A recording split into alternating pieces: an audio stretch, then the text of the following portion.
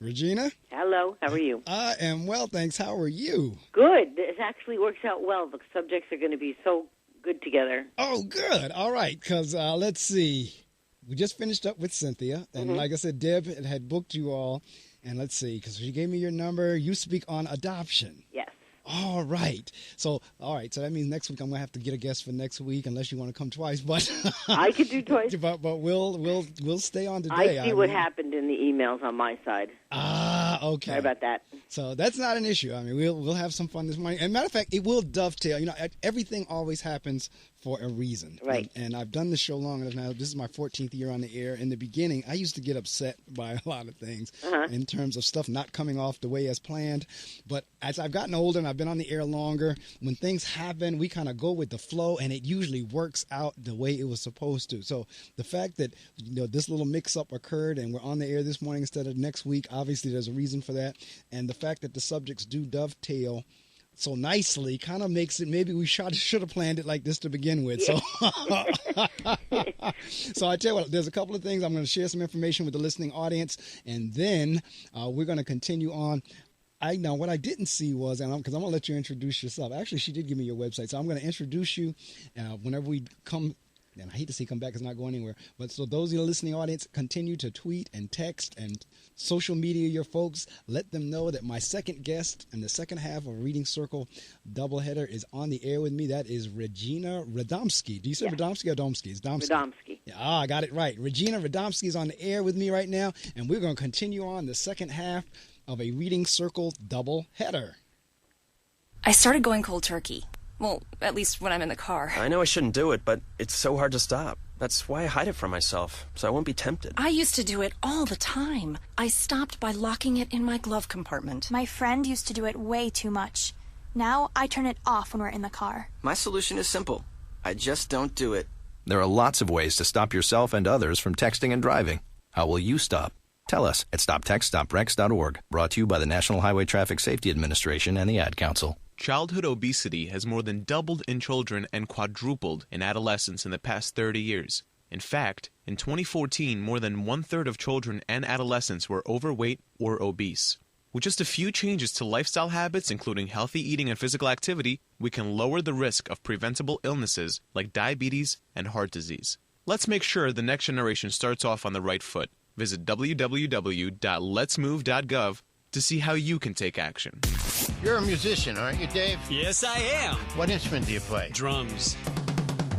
We'll count that. Wouldn't you love a show on WPSC Brave New Radio at 8 p.m. on Wednesdays that would answer all your questions about how the music business works? Sort of like a Music Biz 101. Exactly. Wait, isn't there a show on at that time called Music Biz 101 and More that brings faculty and students from WP's music and entertainment management programs together with industry guests that take call-in questions and tweets from listeners about the biz? Yep. It's aired all last spring, and it's starting up again every Wednesday at 8 p.m. right here on 88.7 WPSC. Yes! There were great guests like Steve Lees from Sirius Radio and Aaron Van Dyne, who handles business affairs for KISS, Three Doors Down, Dave Matthews Band, and more. Also, Carl Guthrie, legendary entertainment attorney, and Paul Singlair, VP of Digital for Atlantic Records. So, Steve, who's lined up for this semester? We have Dave Laurie, who will talk about tour management, Sean Rosenberg, a social media guru, and Sean and Rachel from Blue Raven Entertainment, just to name a few. Wow, sounds great.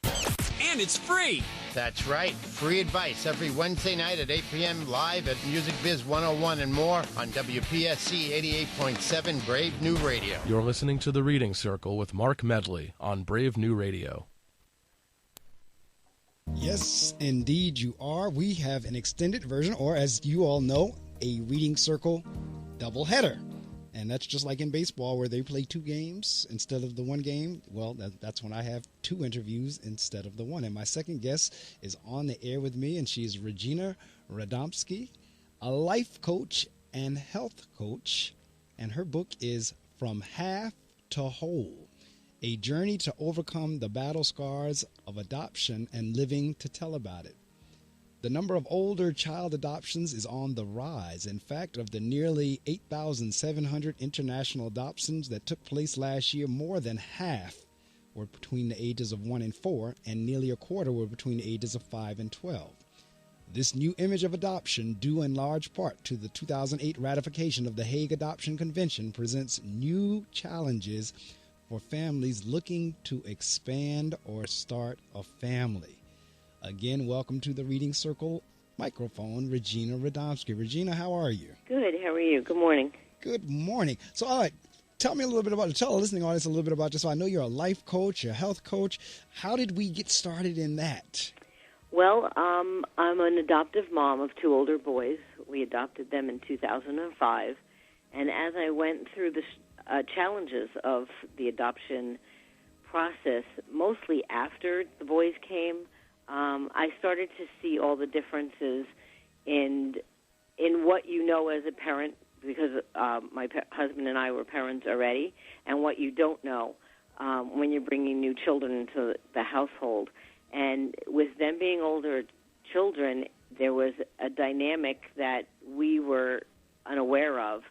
And when I settled down about 6 years later, I realized there were things that could be done differently on the post-adoption side that might have helped get us all through it. So I started to put together a program, and I looked at things that just were so unknown to me, being, like I said, being a parent before. What could I do differently for people to help them get it together easier so that the bond came together a little bit less stressful for the parents and the children, you know. And that's where I've gotten now to this point. That's how I've gotten to this point now.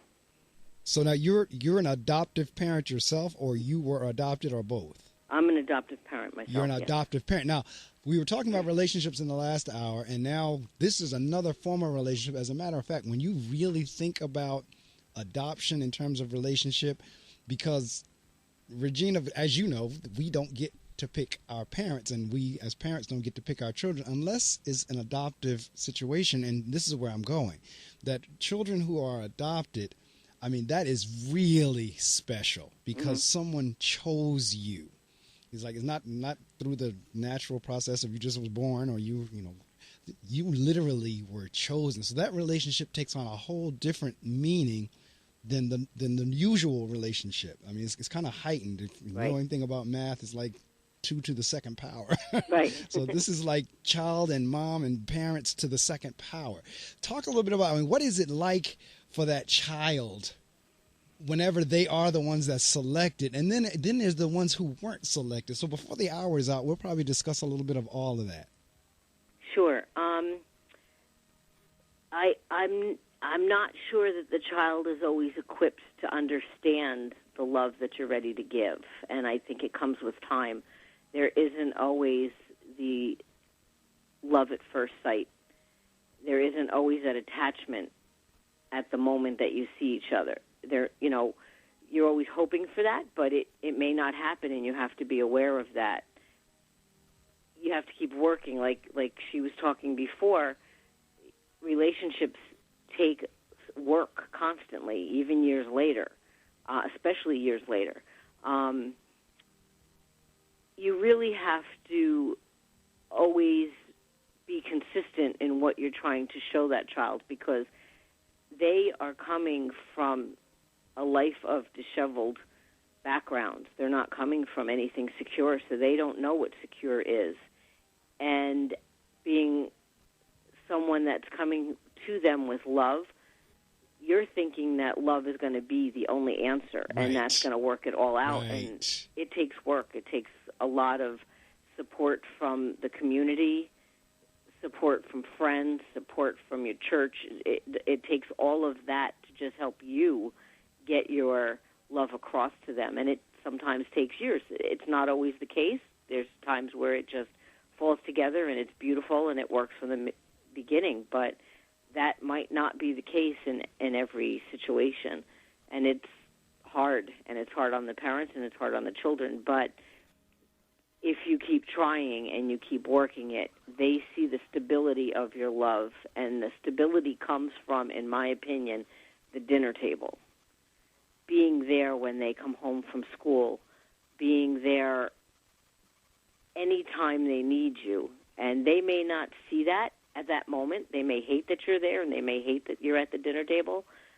but over the years, that stability is going to win out for them. Now, we're talking, because you have, there's, and listening audience again, we're talking about adoption here. So put yourself in the frame of mind or think in terms of when we're saying adoption. And particularly if you remember when I read the little bit of the synopsis of the book, I was talking about when the child is older. Now, you have adoption whenever it's a baby, an infant. The infant don't know any different. All they know, they're taken home. So that's one type of adoption. But it's so critical and important that we're talking about the older child. That is a child that's old enough to know, and like you said, either been disheveled either through the foster care system or various homes or what have you before they finally land now into the adoptive home where they're going to, for the most part, that's my mom and dad now. Right.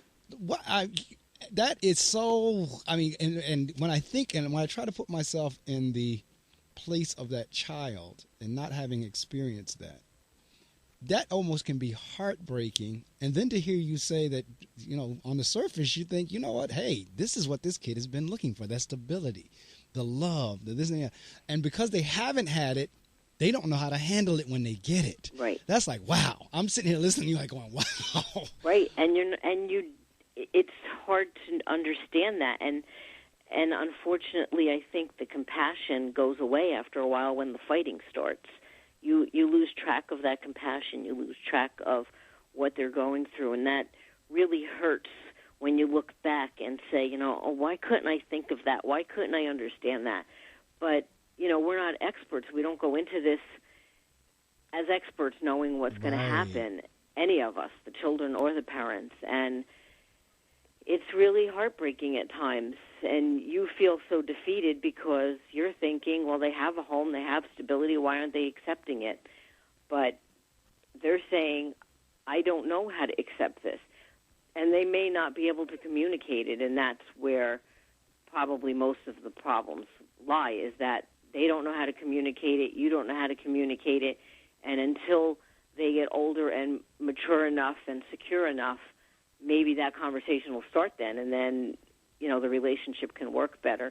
In my case, one child attached to me much better than the other. So, you know, I had one that, you know, we got along great, and the other one, you know, there was turbulence. So I was always concerned and always in tears on how come this isn't working, why, what's different, what's wrong, why am I always the bad guy? Now, talk a little bit about the difference, because you heard me mention foster homes and foster care. Talk a little bit about the difference between adoption and a child who's in the foster care system. I'm not an expert in that, but I would say that they're still looking for stability. They haven't found it, the children in foster care. Now, you're right. Yeah, go ahead, because, I mean, foster care usually is an arrangement that may or may not turn into adoption. In some cases, it goes through the process of the child's in the shelter or the foster home. They go to various families, and one family say, I'm going to take this child for the rest of the days. It turns it into adoption. Then there are those who just kind of travel through the foster care system from family to family. And that's why I was kind of asking the question, what is that experience like, or what's the difference between, you know, a foster care child versus an adopted child?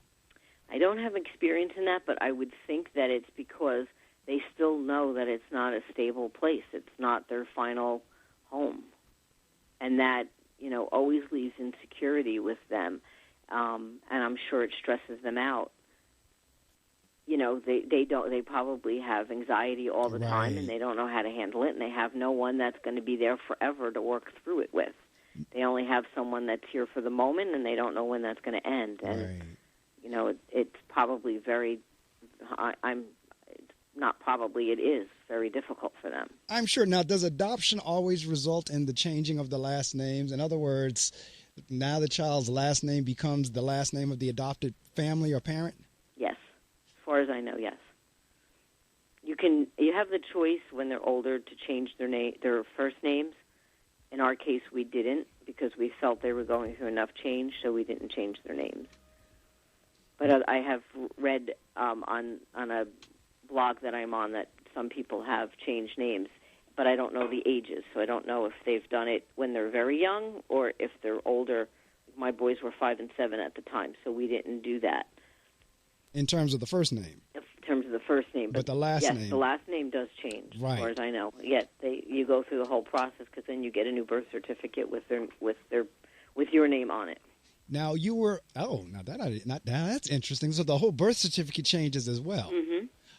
I heard you say earlier in terms of not being experts, but for those who are adopting or considering adoption, is there counseling or some type of course or something they have to take prior to the adoption taking place? When I adopted 10 years ago, we did take a morning class. Now with the Hague Convention, there are new classes, and but I don't know what they consist of, and I just don't think there's enough support afterwards. That's where I'm coming in from, teaching people how to become more stable in the home and make the home more of a stress-free environment for the parents in routines, so that part of life can be taken care of and it's not an added stress, because there's stresses that no one knows is going to happen. You don't know what it's going to be when you go into this. So if you can get the routines of the household down to just streamlined and never thought about and just automatic, and learn like the 30-minute meal and get it out there and done and know it's nutritious and get everybody around the table, and maybe possibly work with your company to see if you can work from home a few days a week so that child isn't going from school to daycare.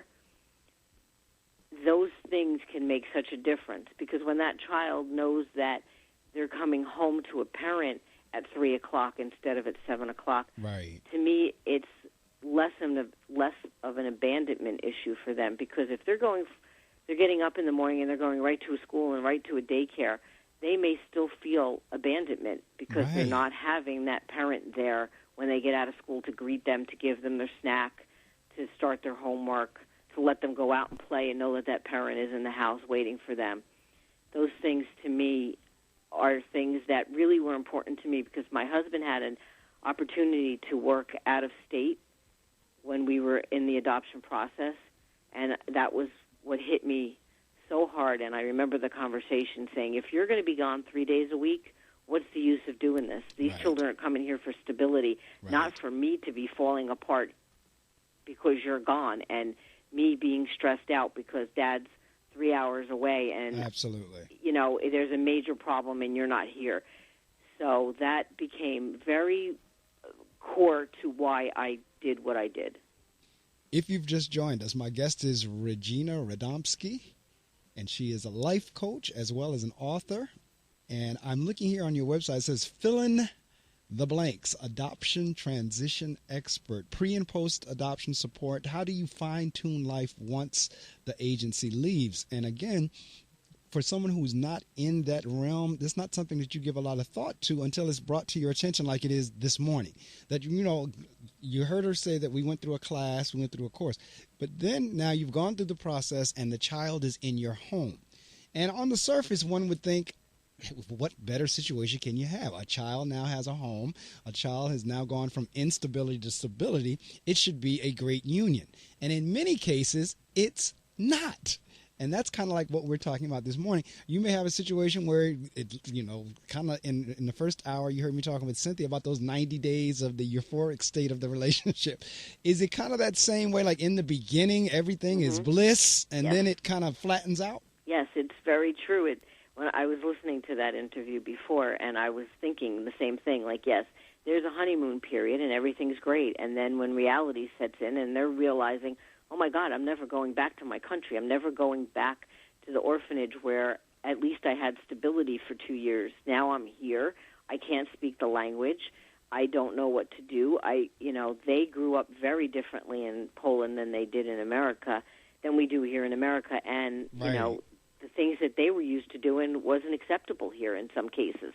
And they were always getting reprimanded because they were going into people's garages and taking something because they thought it was okay, Right. And we were lucky we had people surround us that came out of the woodwork, because this wasn't even planned, but people came out of the woodwork that spoke Polish and helped us. And I say those were my angels, because they were there.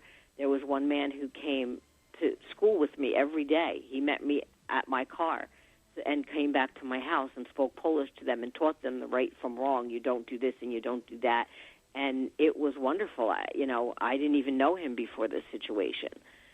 So those types of things you can't really prepare for. Maybe now with people having the knowledge for me to share, they'll know these types of things. If you're going to another country, find people beforehand, spread the word that this is what's happening, because if you keep it to yourself, you've only got yourself that have answers, where if you spread it to the community, people come out of the woodwork. I used to have bags of clothes show up at my house, and like I said, people would just come, even in the hallways at school. When my child was having a breakdown and they didn't speak English, there was a woman who walked over and asked what the problem was, and I told her, and she said, "Oh, I speak Polish." She got down on the floor, she talked to him, calmed him down, and got him in the classroom. I couldn't do that in the beginning because they didn't speak English probably for 6 months.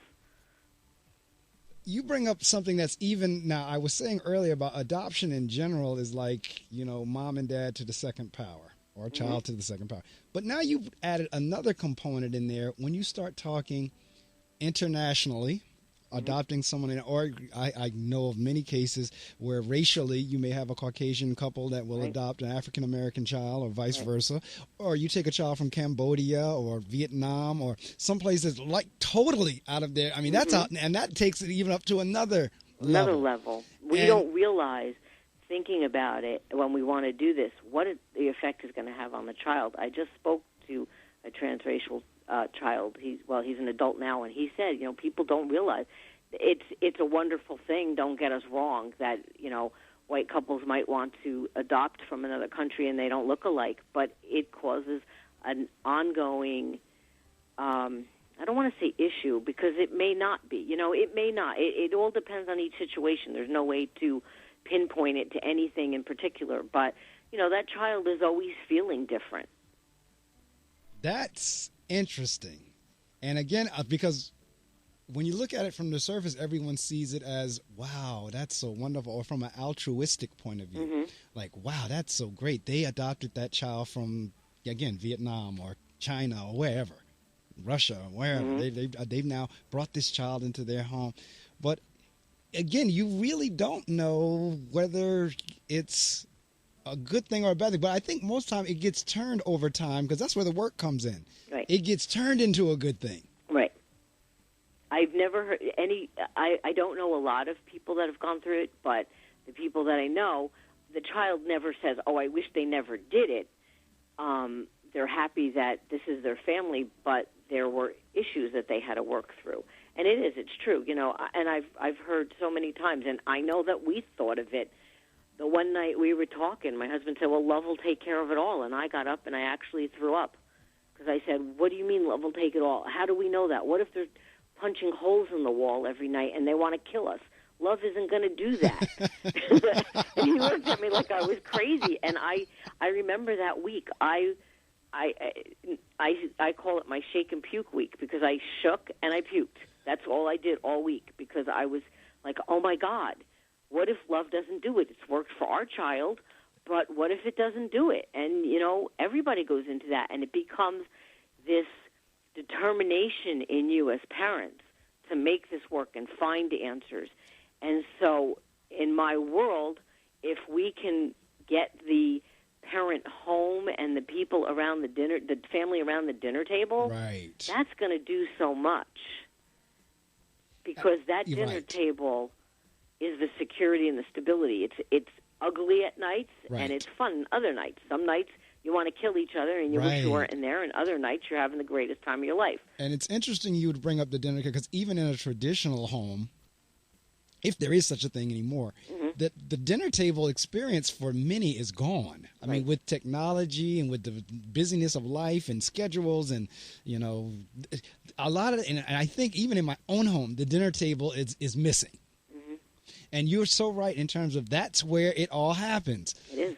And so, all right, just like with Cynthia, that she had the technique in terms of putting the note in your drawer and glove compartment. This is another one from Regina in terms of we got to get back to the dinner table. Right.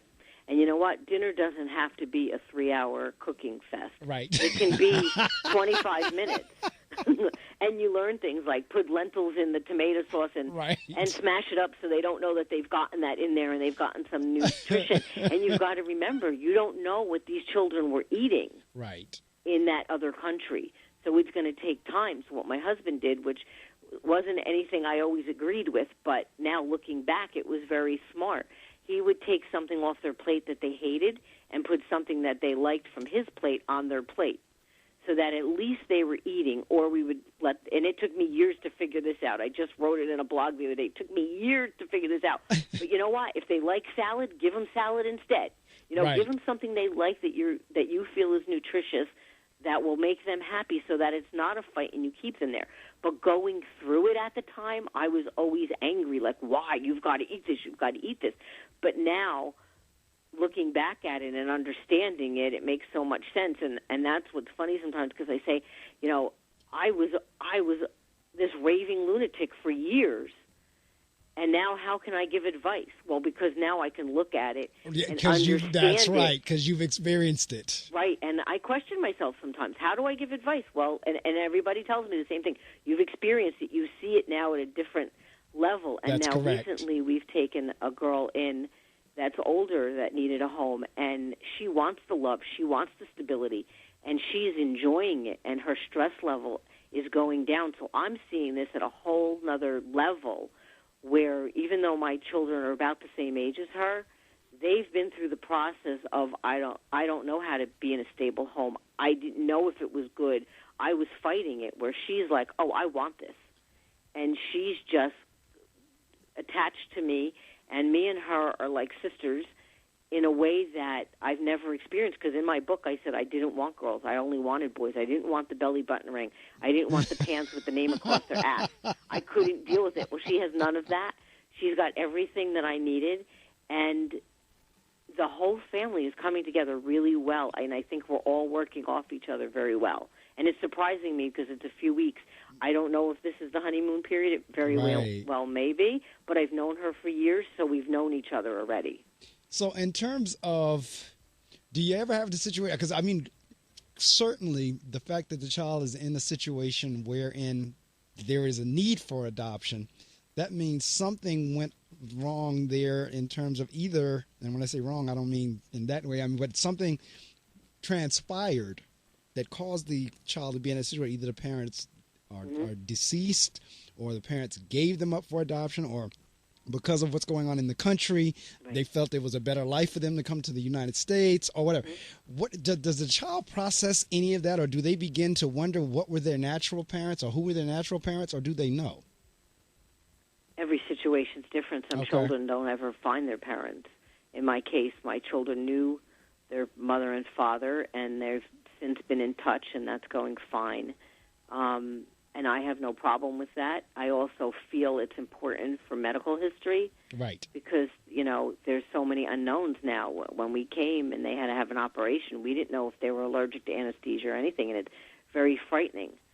And, you know, to have any kind of connection with them, I've said, please keep it going, whether you want to or not. At least when she writes you on Facebook, write something back, so that, first of all, I'm sure she's in pain. I'm sure she's, you know, this bothers her. I'm sure there's a day she doesn't think about them. Right. But, and let that be known to her that, you know, you're doing fine and things are good.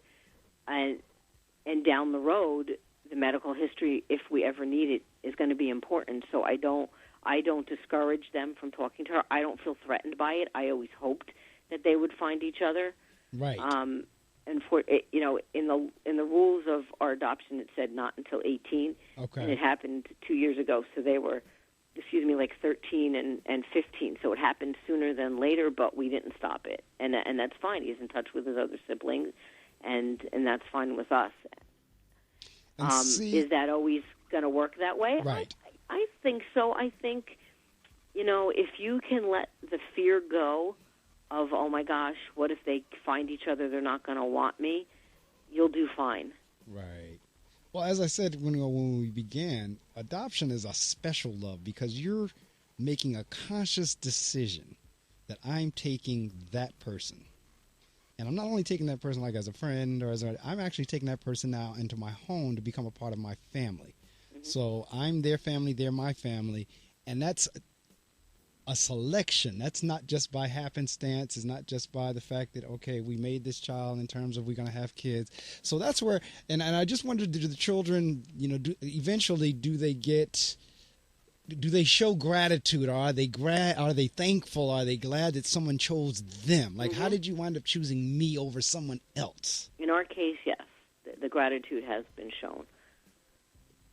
Can I speak for everyone? No, I can't. But in the cases that I know, yes, there are moments. They're only moments. They're not blown out, oh, my gosh, I love you, thank you, thank you, thank you. That lasts forever. They're moments that you have to realize happen and, be thankful for them. Because in 2 seconds, they're back to being normal kids, and they're going to, yell at you or Well, yeah, because some of this stuff is what you get with your birth kids, your natural kids. Yeah. You get that. Yeah, you get the same thing. I know when there was trouble in school, I used to ask the principal, okay, do you think this is adoption related or just being a normal kid? Because I didn't know. Some cases I didn't know, and that's how I gauged whether we were in big trouble or not, And most times it was being normal kids, and, there's that saying that goes around Facebook, this is what I thought of Mom. I don't know it exactly, but, at age 5, they think, oh, Mommy, I love you. And, at 16, Mom knows nothing. Get away from me. Exactly. At 25. It's so true. It's so true. And believe me, that's what you're natural born. Yeah, that's either adopted way. Exactly. with a step. It's across the board. Yep. It really is. Well, I tell you what, we're in the 8 o'clock time frame. I need to do a couple of things. Stay there. Don't you dare move, Regina, and anyone else. We're in the 8 o'clock hour. We're going to continue with our discussion, but I just need to do station IDs and all of that. I'm going to do that, and then we're going to continue on with our discussion.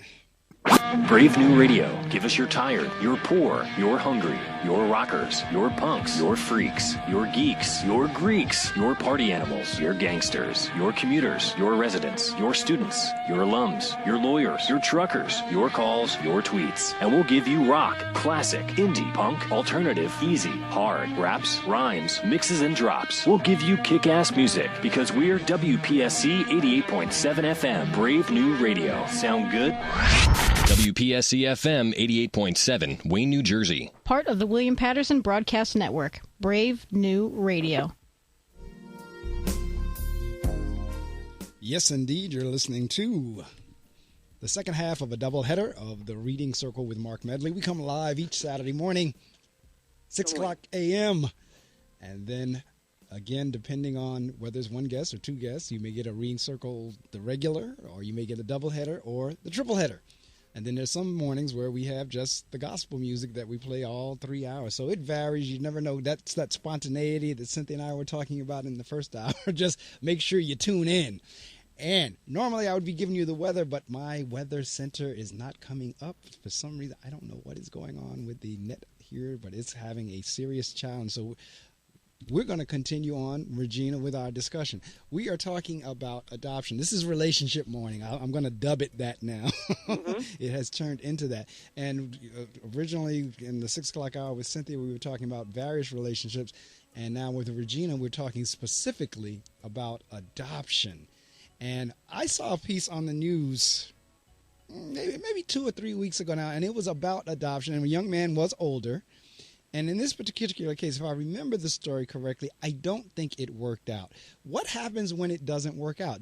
Does the child go back? Do you unadopt? Do you go back through the process and then revert? What happens in that particular case? Or do you just make it work?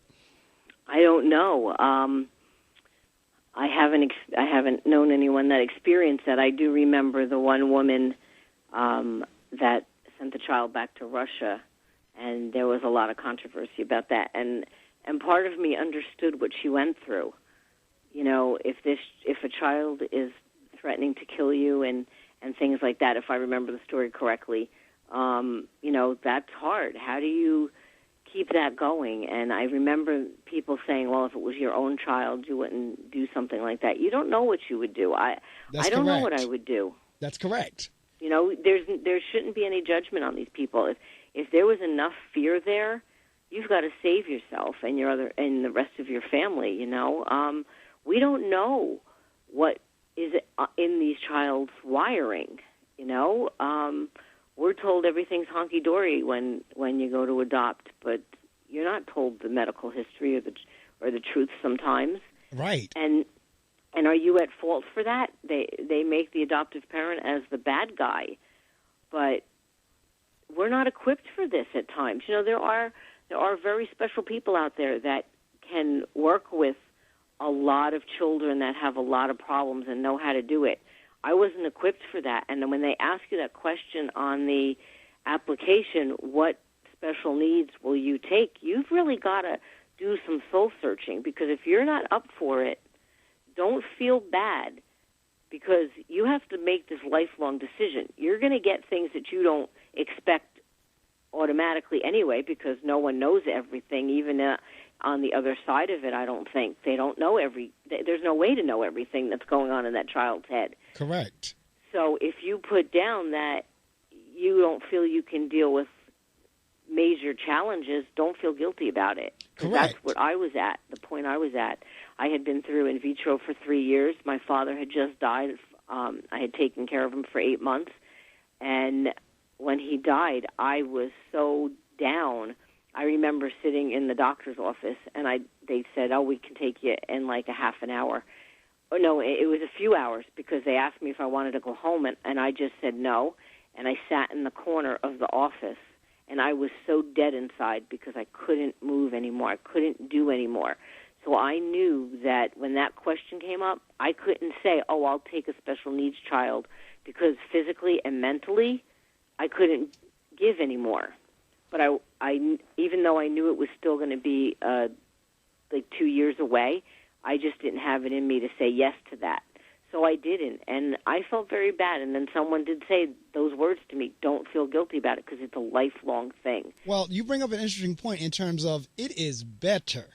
It's almost like that whole thing of being stood up at the altar. Mm-hmm.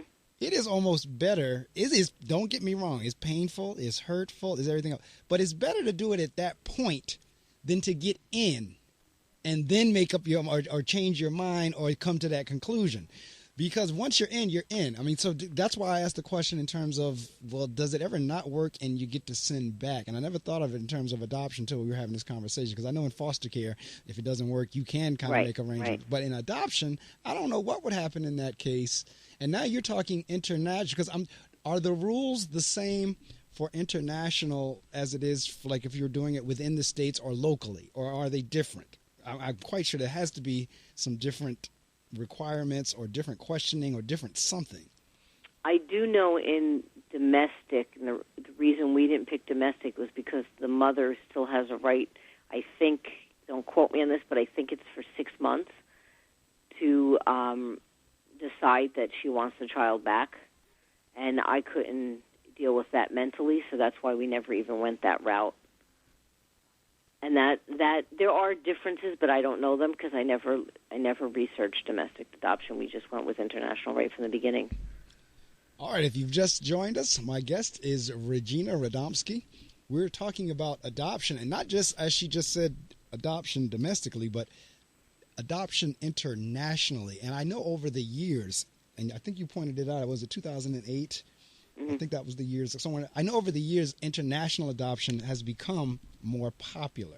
And so that's what we're talking about this morning. I'm going to share some information with you. Get on all of your social media sites and tell someone that Regina is on the air with me, that we're talking about a very serious topic. And if you happen to be considering it, because a lot of people, Regina, as you know, are considering and may be on the brink of doing an international adoption. Mm-hmm. So if you're listening to this show and you may hear something that will give you fuel to make your decision one way or the other, I hope that helps you. So let somebody know that we're on the air and we're talking about a very serious topic, because it has the impact to change lives on both sides, the lives of the child as well as the lives of the adoptive parents. All right, I'm going to share this with you so you know the drill. The cow says, I love you.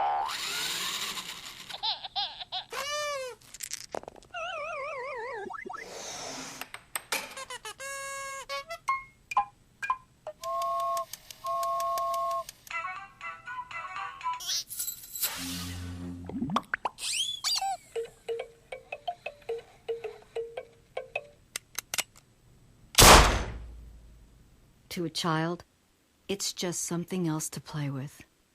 Lock it up, because 1.7 million children in the U.S. are living with unlocked and loaded guns. Get involved at ceasefireusa.org. In 50 feet, turn left. Why are you driving so slowly? After a few drinks, I'm taking it slow. Well, you're not fooling the cop behind you. What? Get ready to pay in 0.1 miles. Getting pulled over for buzz driving could cost you around $10,000 in fines, legal fees, and increased insurance rates. Nothing kills a buzz like getting pulled over for buzz driving, because buzz driving is drunk driving. Brought to you by the National Highway Traffic Safety Administration and the Ad Council. You're listening to The Reading Circle with Marc Medley on Brave New Radio. Yes, indeed, you